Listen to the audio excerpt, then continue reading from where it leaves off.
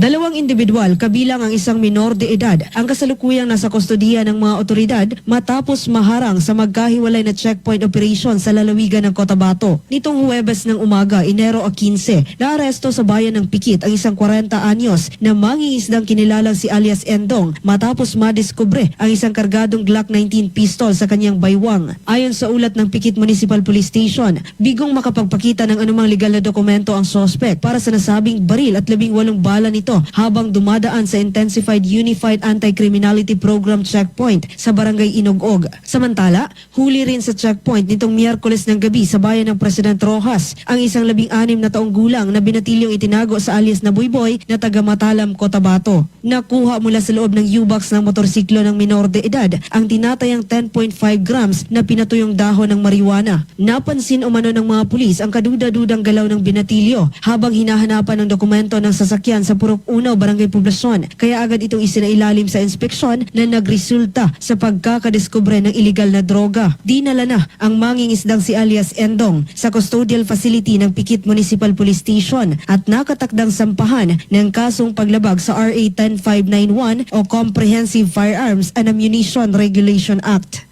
Sa kabilang banda, ang 16 na taong gulang na sospek ay kasalukuyang nasa pangangalaga ng Women and Children Protection Desk ng President Roxas Municipal Police Station para sa kaukulang disposisyon alinsunod sa Juvenile Justice and Welfare Act. Pinuri naman ng pamunuan ng Cotabato Police Provincial Office ang pagiging alerto ng mga operatiba sa mga checkpoint na nagsisilbing mabisang depensa laban sa paglaganap ng krimen at iligal na droga sa probinsya.